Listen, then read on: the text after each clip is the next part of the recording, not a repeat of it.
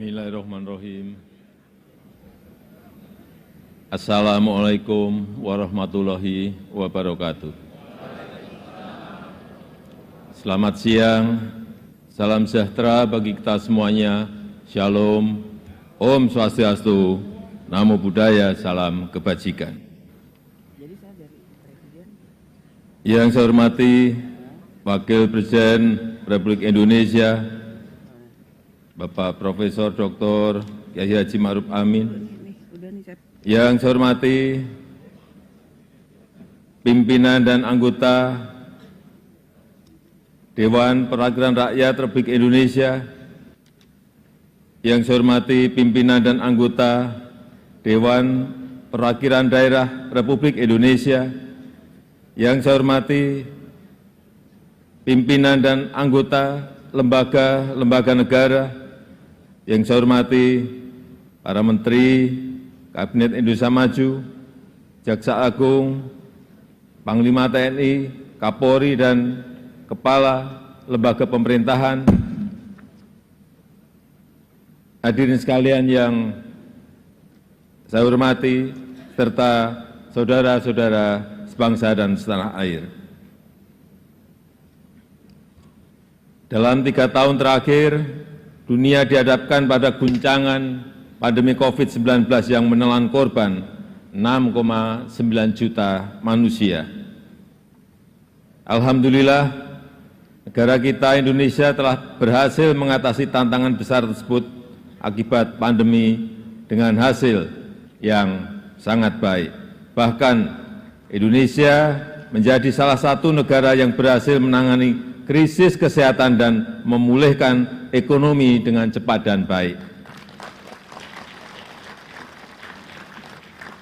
Dan pertumbuhan ekonomi selama 7 kuartal terakhir sejak akhir 2021 secara konsisten berada di atas 5%. Tingkat pengangguran berhasil diturunkan dari 6,26% pada Februari 2021 menjadi 5,45% pada Februari 2023. Sementara tingkat kemiskinan juga terus menurun menjadi 9,36% pada Maret 2023. Begitu juga dengan kemiskinan ekstrim yang turun dari 2,04% pada Maret 2022 menjadi 1,12% pada Maret 2023.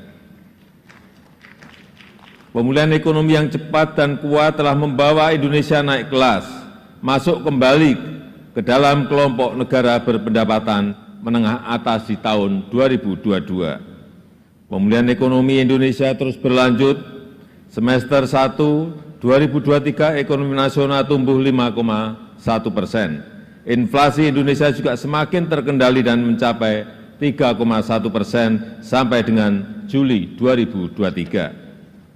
Kebijakan fiskal Indonesia termasuk salah satu yang paling efektif dalam menangani pandemi dan menjaga pertumbuhan ekonomi. Defisit fiskal Indonesia sudah kembali di bawah 3% PDB, 1 tahun lebih cepat dari rencana awal. Rasio utang Indonesia juga salah satu yang paling rendah di antara kelompok negara G20 dan ASEAN, bahkan sudah menurun dari 40,7% PDB di tahun 2021 menjadi 37,8% per Juli 2023. Sebagai perbandingan, rasio utang Malaysia saat ini berada di tingkat 66,3% PDB, Tiongkok 77,1% dan India 83,1%. Hadirin yang saya hormati, saudara-saudara sebangsa dan setanah air, sidang dewan yang kami muliakan. Kita menyaksikan perubahan lanskap global yang sangat cepat, khususnya karena pergeseran geopolitik. Fragmentasi global menciptakan disrupsi rantai pasok yang meningkatkan risiko pangan, risiko krisis pangan, energi, serta keuangan dunia. Konstelasi global harus disikapi dengan strategi kebijakan yang jitu dan antisipatif.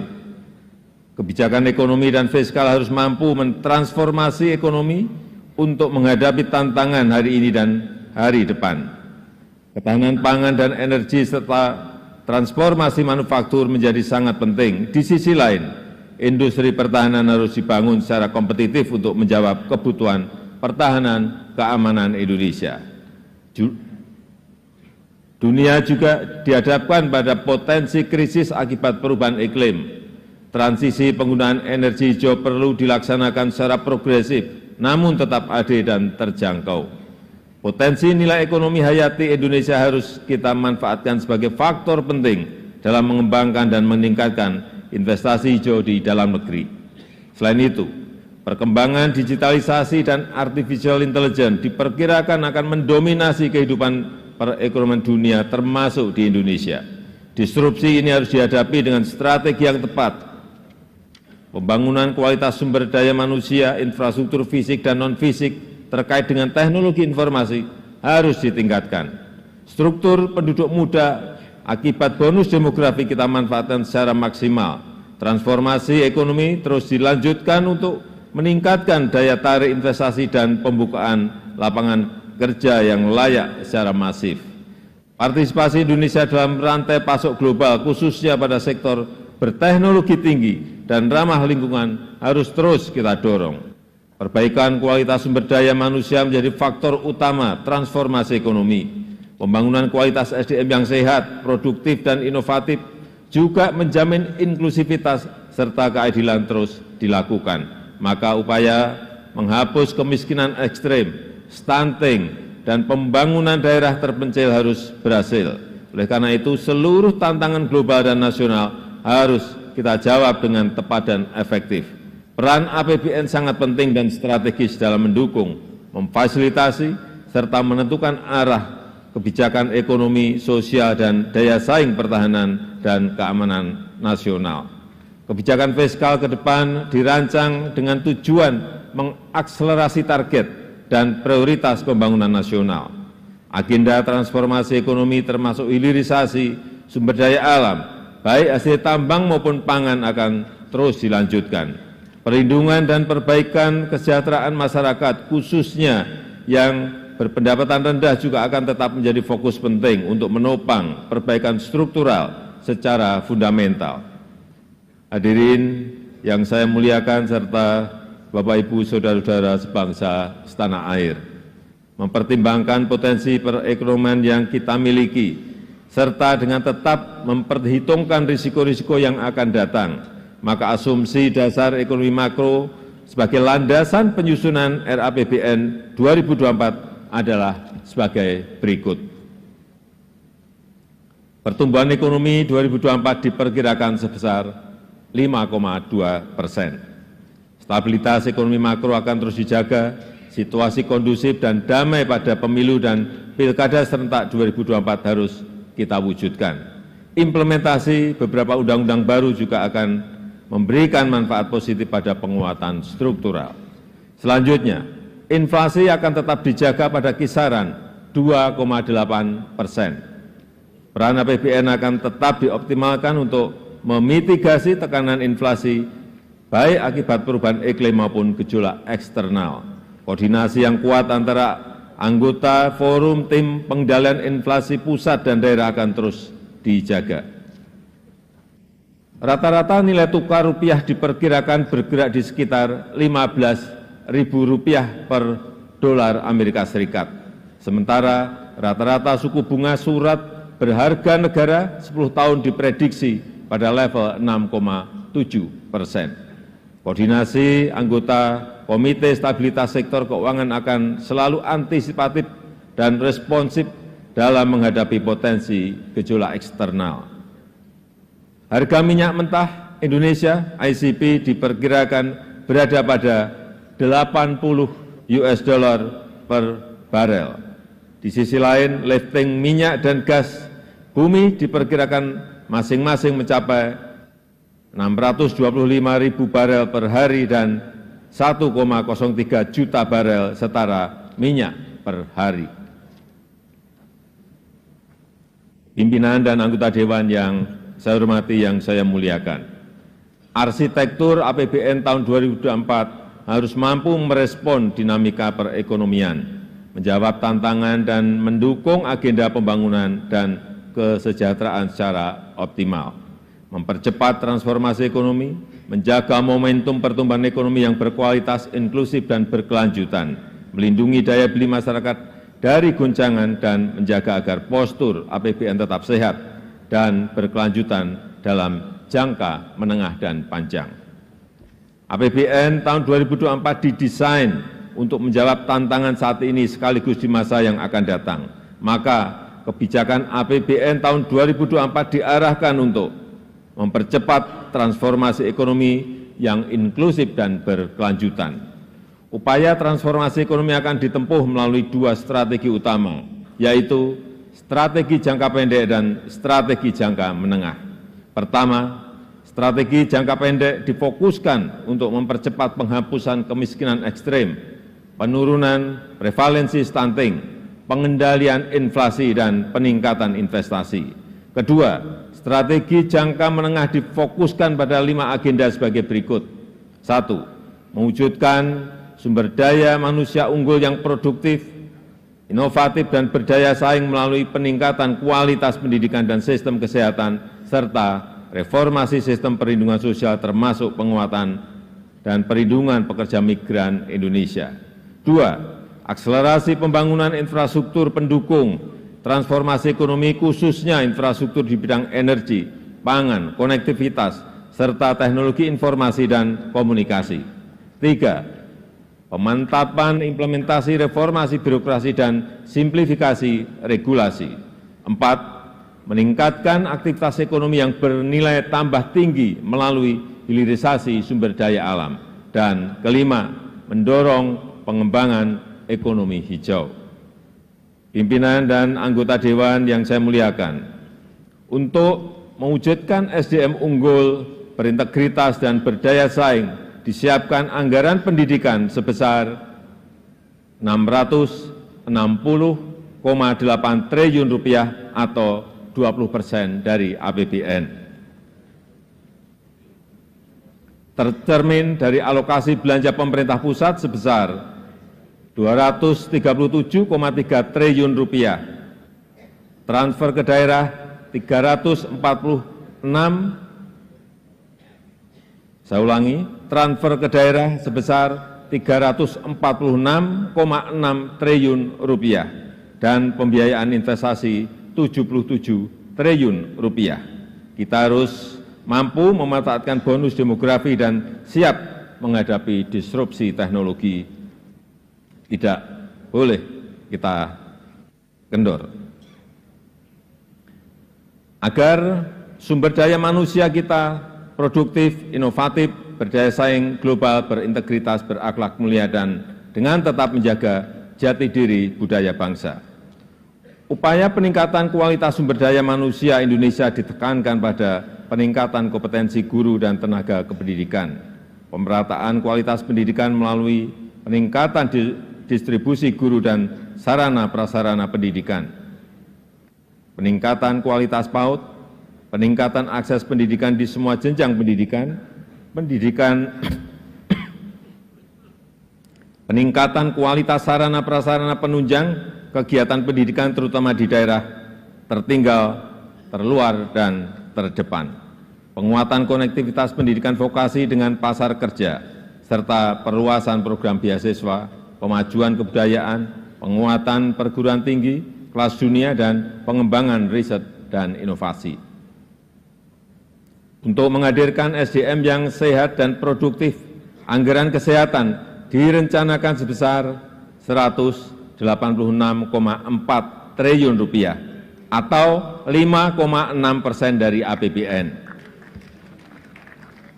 Anggaran tersebut diarahkan untuk transformasi sistem kesehatan, mendorong berkembangnya industri farmasi yang kuat dan kompetitif, meningkatkan akses dan kualitas layanan primer dan rujukan, menjamin tersedianya fasilitas layanan kesehatan yang andal dari hulu ke hilir, mengefektifkan program JKN, serta mempercepat penurunan prevalensi stunting agar mencapai 14% di tahun 2024. yang dilakukan melalui perluasan cakupan seluruh kabupaten kota di Indonesia dengan penguatan sinergi berbagai institusi. Untuk mempercepat penurunan kemiskinan dan meningkatkan kesejahteraan serta pembangunan SDM jangka panjang untuk memutus rantai kemiskinan, anggaran perlindungan sosial dialokasikan sebesar Rp493,5 triliun. Sejalan dengan hal tersebut, reformasi program perlindungan sosial diarahkan pada penyempurnaan perlindungan sosial sepanjang hayat dan adaptif, subsidi tepat sasaran dan berbasis target penerima manfaat, perbaikan basis data penerima antara lain melalui penguatan data registrasi sosial ekonomi, serta percepatan penghapusan kemiskinan ekstrem pada tahun 2024. Untuk mendorong produktivitas, mobilitas, dan konektivitas serta pemerataan yang berkeadilan, anggaran infrastruktur dialokasikan sebesar Rp422,7 triliun yang diarahkan untuk penguatan penyediaan pelayanan dasar, peningkatan produktivitas melalui infrastruktur konektivitas dan mobilitas, peningkatan jaringan irigasi melalui pembangunan bendungan, saluran irigasi primer, sekunder dan tersier, penyediaan infrastruktur di bidang energi dan pangan yang terjangkau dan berkelanjutan, pemerataan akses teknologi informasi dan komunikasi serta mendukung proyek-proyek strategis termasuk pembangunan IKN. Strategi transformasi ekonomi di bidang ketahanan pangan dialokasikan sebesar Rp108,8 triliun yang diprioritaskan untuk peningkatan ketersediaan, akses dan stabilisasi harga pangan, peningkatan produksi pangan domestik, penguatan kelembagaan petani, dan dukungan pembiayaan serta perlindungan usaha tani, percepatan pembangunan dan rehabilitasi infrastruktur pangan, serta pengembangan kawasan food estate, dan penguatan cadangan pangan nasional. Untuk mendorong agar aktivitas ekonomi bernilai tambah tinggi, diantaranya dilakukan dengan mendorong hilirisasi sumber daya alam. Dukungan fiskal telah diberikan berupa insentif perpajakan dan berbagai insentif fiskal lainnya. Selama ini telah diberikan dukungan terhadap pengembangan kendaraan bermotor listrik berbasis baterai. Hal ini untuk mendorong percepatan transformasi ekonomi untuk penciptaan nilai tambah yang tinggi, perluasan kesempatan kerja, dan penggunaan energi yang ramah lingkungan sehingga dapat menurunkan emisi serta efisiensi subsidi energi. Untuk menjaga agar pelaksanaan transformasi berjalan efektif, maka reformasi birokrasi harus terus diperkuat. Pelaksanaan reformasi birokrasi harus dijalankan secara konsisten dan berhasil guna. Perbaikan kesejahteraan, tunjangan dan remunerasi ASN dilakukan berdasarkan kinerja dan produktivitas. RAPBN 2024 mengusulkan perbaikan penghasilan berupa kenaikan gaji untuk ASN pusat dan daerah TNI Polri sebesar 8%. Dan kenaikan untuk pensiunan sebesar 12%. Yang diharapkan akan meningkatkan kinerja serta mengakselerasi transformasi ekonomi dan pembangunan nasional. Industri pertahanan keamanan juga terus didorong agar maju dan mandiri dengan dukungan APBN, antara lain dimanfaatkan untuk pemenuhan kebutuhan alutsista secara bertahap dengan didukung industri pertahanan di dalam negeri untuk memenuhi kekuatan pokok minimum. Pimpinan dan anggota Dewan yang saya muliakan, pemerintah juga terus mendorong agar sinergi pusat dan daerah semakin baik. Untuk itu, kebijakan transfer ke daerah diarahkan semakin berkualitas dan memberi manfaat nyata bagi masyarakat melalui langkah-langkah sebagai berikut. 1. Harmonisasi belanja pusat dan daerah, terutama dalam upaya mendukung program prioritas nasional termasuk transformasi ekonomi. 2. Mempertajam pengelolaan dan penggunaan transfer ke daerah, terutama untuk meningkatkan kualitas pelayanan publik dan pembangunan daerah yang inklusif. 3. Meningkatkan kemandirian fiskal daerah melalui penguatan perpajakan daerah dengan tetap menjaga iklim investasi, kemudahan berusaha serta mendorong pembiayaan daerah sebagai sumber pendanaan APBD. Pimpinan dan anggota Dewan yang saya hormati, untuk menjalankan agenda pembangunan tersebut, pendapatan negara pada tahun 2024 didorong lebih optimal dengan tetap menjaga iklim investasi, keberlanjutan dunia usaha, dan kelestarian lingkungan. Optimalisasi penerimaan pajak ditempuh dengan pertama, menjaga efektivitas reformasi perpajakan untuk perluasan basis pajak, peningkatan kepatuhan, dan penggalian potensi. Kedua, implementasi sistem inti perpajakan serta perbaikan tata kelola dan administrasi perpajakan. Yang ketiga, implementasi nomor induk kependudukan sebagai nomor pokok wajib pajak dalam rangka meningkatkan rasio perpajakan. Yang keempat, pemberian berbagai insentif perpajakan yang tepat dan terukur diharapkan mampu mendorong percepatan pemulihan dan peningkatan daya saing investasi nasional serta memacu transformasi ekonomi. Untuk peningkatan PNBP terus dilakukan melalui perbaikan proses perencanaan, pelaporan dengan menggunakan teknologi informasi yang terintegrasi, penguatan tata kelola dan pengawasan, optimalisasi pengelolaan aset dan sumber daya alam, serta mendorong inovasi layanan dengan tetap menjaga kualitas dan keterjangkauan layanan. Dengan kebijakan fiskal yang ekspansif, pemerintah menjaga pembiayaan tetap prudent, tetap hati-hati, inovatif, dan berkelanjutan melalui pengembangan skema KPBU, termasuk penguatan peran BUMN, BLU, lembaga pengelola investasi, dan badan penugasan khusus. Peningkatan efektivitas pembiayaan investasi, khususnya kepada BUMN dan BLU, yang diarahkan untuk penyelesaian infrastruktur strategis pusat dan daerah, serta sinergi pembiayaan dan belanja. Pembiayaan investasi untuk peningkatan akses pembiayaan bagi masyarakat berpenghasilan rendah, UMKM dan ultra mikro, pemanfaatan saldo anggaran lebih untuk menjaga stabilitas ekonomi dan antisipasi ketidakpastian, serta peningkatan pengelolaan manajemen kas yang integratif untuk menjaga bantalan fiskal yang andal dan efisien. Hadirin yang saya hormati, sidang Dewan, saudara-saudara sebangsa dan setanah air, untuk mendukung transformasi ekonomi dan agenda pembangunan serta melindungi masyarakat dari goncangan, postur APBN 2024 harus tetap sehat. Reformasi fiskal terus dilakukan secara komprehensif, baik optimalisasi pendapatan dan melanjutkan penguatan belanja berkualitas serta pembiayaan inovatif dan dikelola secara hati-hati. Dengan mencermati tantangan dan agenda pembangunan serta upaya reformasi fiskal yang komprehensif, maka postur RAPBN 2024 sebagai berikut. Pendapatan negara direncanakan sebesar 2.781,3 triliun rupiah, yang terdiri dari penerimaan perpajakan 2.307,9 triliun rupiah dan PNBP sebesar 473 triliun rupiah serta hibah sebesar 0,4 triliun rupiah.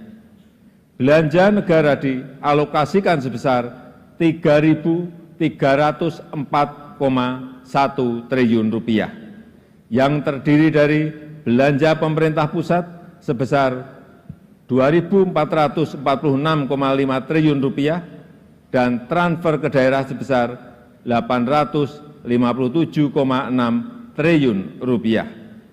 Keseimbangan primer negatif 25,5 triliun rupiah didorong bergerak menuju positif.